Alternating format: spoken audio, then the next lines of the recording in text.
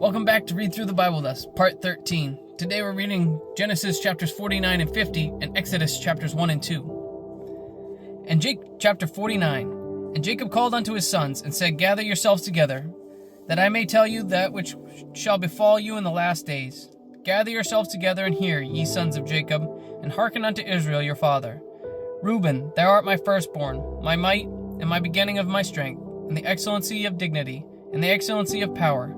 Unstable as water thou shalt not excel, because thou wentest up to thy father's bed, then defiled thou it.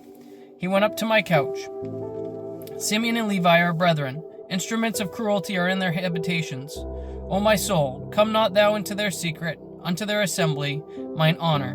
Be not thou united, for in their anger they slew a man, and in their self-will they digged down a wall. Cursed be their anger, for it was fierce, and their wrath, for it was cruel. I will divide them in Jacob, and scatter them in Israel. Judah, thou art he whom thy brethren shall praise. Thy hand shall be in the neck of thine enemies. Thy father's children shall bow down before thee. Judah is a lion's whelp from the prey. My son, thou art gone up. He stooped down. He couched as a lion, and as an old lion. Who shall rouse him up? The scepter shall not depart from Judah, nor a lawgiver from between his feet, until Shiloh come. Unto him shall the gatherings of the people be. Binding his foal unto the vine, and his ass's colt unto the choice vine. He washed his garments in wine, and his clothes in the blood of grapes. His eyes shall be red with wine, and his teeth white with milk. Zebulun shall dwell at the haven of the sea, and he shall be for an haven of ships, and his border shall be unto Zidon. Issachar is a strong ass, couching down between two burdens. And he saw that rest was good, and that the land it was pleasant, and bowed his shoulder to bear, and became a servant unto tribute. Dan shall judge his people as one of the tribes of Israel. Dan shall be a serpent by the way, an adder in the path that biteth the horse's heels, so that his rider shall fall backward. I have waited for thy salvation, O Lord. Gad, a troop shall overcome him, but he shall overcome at the last. Out of Asher his bread shall be fat, and he shall yield royal dainties. Naphtali is a hind, let loose. He giveth goodly words. Joseph is a fruitful bough, even a fruitful bough by a well, whose branches run over the wall. The archers have sorely grieved him, and shot at him, and hated him. But his bow abode in strength, and the arms of his hands were made strong by the hands of the mighty God of Jacob. From thence is the shepherd, the stone of Israel. Even by the God of thy father, who shall help thee, and be the Almighty, who shall bless thee with blessings of heaven above, blessings of the deep that lieth under, blessings of the breast and of the womb. The blessings of thy father hath prevailed above the blessings of my progenitors unto the utmost bound of the everlasting hills. They shall be on the head of Joseph, and on the crown of the head of him that was separate from his brethren. Benjamin shall raven as a wolf. In the morning he shall devour the prey, and at night he shall divide the spoil. All these are the 12 tribes of Israel. And this is it that their father spake unto them, and blessed them, every one according to his blessing he blessed them. And he charged them, and said unto them, I am to be gathered unto my people. Bury me with my fathers in the cave that is in the field of Ephron, the Hittite, in the cave that is in the field of Machpelah, which is before Mamre, in the land of Canaan, which Abraham bought with the field of Ephron, the Hittite, for a possession of a burying place. There they buried Abraham, and Sarah his wife. There they buried Isaac and Rebekah his wife. And there I buried Leah. The purchase of the field and of the cave that is therein was from the children of Heth. And when Jacob had made an end of commanding his sons, he gathered up his feet in the bed, and yielded up the ghost, and was gathered unto his people. Chapter 50. And Joseph fell upon his father's face, and wept upon him, and kissed him. And Joseph commanded his servants and the physicians to embalm his father, and the physicians embalmed Israel. And 40 days were fulfilled for him, for so are fulfilled the days of those which are embalmed. And the Egyptians mourned for him 60 days. And when the days of his mourning were past, Joseph spake unto the house of Pharaoh, saying, If now I have found grace in your eyes, speak, I pray you, in the ears of Pharaoh, saying, My father made me swear, saying, Lo, I die, in my grave, which I have digged for me in the land of Canaan, there shalt thou bury me. Now therefore let me go up, I pray thee, and bury my father, and I will come again. And Pharaoh said, Go up and bury thy father, according as he made thee swear. And Joseph went up to bury his father, and with him went all the servants of Pharaoh. and the elders of his house, and all the elders of the land of Egypt, and all the house of Joseph, and his brethren, and his father's house. Only their little ones and their flocks and their herds they left in the land of Goshen.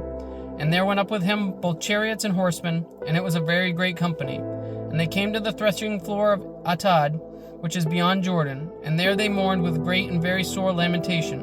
And he made a mourning for his father 7 days. And when the inhabitants of the land, the Canaanites, saw the mourning in the floor of Atad, they said, "This is grievous mourning to the Egyptians." Wherefore the name of it was called Abez Mizraim, which is beyond Jordan.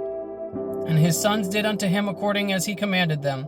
For his sons carried him into the land of Canaan, and buried him in the cave of the field of Machpelah, which Abraham bought with the field for a possession of burying place of Ephron the Hittite before Mamre. And Joseph returned unto Egypt, he and his brethren, and all that went up with him to bury his father, after he had buried his father. And when Joseph's brethren saw that their father was dead, they said, Joseph will peradventure hate us, and will certainly requite us all the evil which we did unto him. And they sent a messenger unto Joseph, saying, Thy father did command before thee, saying, before he died, saying, So shall ye say unto Joseph, Forgive, I pray thee now, the trespass of thy brethren, and their sin, for they did unto thee evil, and now we pray thee, forgive the trespass of the servants of the God of thy father. And Joseph wept when they spake unto him. And his brethren also went and fell down before his face, and they said, Behold, we be thy servants. And Joseph said unto them, Fear not, for I am in the place of a God. But as for you, ye thought evil against me, but God meant it unto good, to bring it to pass as it is this day, to save much people alive. Now therefore fear ye not, I will nourish you and your little ones. And he comforted them, and spake kindly unto them. And Joseph dwelt in Egypt, he and his father's house. And Joseph lived 110 years. And Joseph saw Ephraim's children of the third generation. The children also of Machir, the son of Manasseh, were brought up on Joseph's knees. And Joseph said unto his brethren, I die, and God will surely visit you, and bring you out of this land unto the land which he swore to Abraham, to Isaac, and to Jacob. And Joseph took an oath of the children of Israel, saying, God will surely visit you, and ye shall carry up my bones from hence. So Joseph died, being 110 years old, and they embalmed him, and he was put in a coffin in Egypt. Exodus chapter 1. Now these are the names of the children of Israel which came into Egypt. Every man and his household came with Jacob: Reuben, Simeon, Levi, and Judah, Issachar, Zebulun, and Benjamin, Dan and Naphtali, Gad and Asher. And all the souls that came out of the loins of Jacob were 70 souls, for Joseph was in Egypt already. And Joseph died, and all his brethren, and all that generation. And the children of Israel were fruitful, and increased abundantly, and multiplied, and waxed exceedingly mighty, and the land was filled with them. Now there arose up a new king over Egypt, which knew not Joseph. And he said unto his people, Behold, the people of the children of Israel are more and mightier than we. Come on, let us deal wisely with them, lest they multiply, and it come to pass that when there falleth out any war, they join also unto our enemies, and fight against us, and so get them up out of the land. Therefore they did set over them taskmasters to afflict them but with their burdens. And they built for Pharaoh treasure cities, Pithom and Ramses. But the more they afflicted them, the more they multiplied and grew. And they were grieved because of the children of Israel. And the Egyptians made the children of Israel to serve with rigor. And they made their lives bitter with hard bondage, in mortar, and in brick, and in all manner of service in the field. All their service, wherein they made them serve, was with rigor. And the king of Egypt spake to the Hebrew midwives, of which the name of one was Shiphrah, and the name of the other Puah. And he said, When ye do the office of a midwife to the Hebrew women, and see them upon the stools, if it be a son, then ye shall kill him, but if it be a daughter, then she shall live. But the midwives feared God, and did not as the king of Egypt commanded them, but saved the men children alive. And the king of Egypt called for the midwives, and said unto them, Why have ye done this thing, and saved the men children alive? And the midwives said unto Pharaoh, Because the Hebrew women are not as the Egyptian women, for they are lively, and are delivered ere the midwives come in unto them. Therefore God dealt well with the midwives, and the people multiplied, and waxed very mighty. And it came to pass, because the midwives feared God, that he made them houses. And Pharaoh charged all his people, saying, Every son that is born ye shall cast into the river, and every daughter ye shall save alive. Exodus chapter 2. And there went a man out of the house of Levi, and he took a wife of the daughter of Levi. And the woman conceived, and bare a son. And when she saw him, that he was a goodly child, she hid him 3 months. And when she could no longer hide him, she took for him an ark of bulrushes, and daubed it with slime and with pitch, and put the child therein. And she laid it in the flags by the river's brink. And his sister stood afar off, to wit what would be done to him. And the daughter of Pharaoh came down to wash herself at the river, and her maidens walked along by the riverside. And when she saw the ark among the flags, she sent her maid to fetch it. And when she had opened it, she saw the child, and behold, the babe wept. And she had compassion on him, and said, This is one of the Hebrews' children. Then said his sister to Pharaoh's daughter, Shall I go and call thee a nurse of the Hebrew women, that she may nurse the child for thee? And Pharaoh's daughter said to her, Go. And the maid went, and called the child's mother. And Pharaoh's daughter said unto her, Take this child away, and nurse it for me, and I will give thee thy wages. And the woman took the child, and nursed it. And the child grew, and she brought him unto Pharaoh's daughter, and he became her son. And she called his name Moses, and she said, Because I drew him out of the water. And it came to pass in those days, when Moses was grown, that he went out unto his brethren, and looked on their burdens. And he spied an Egyptian smiting a Hebrew, one of his brethren.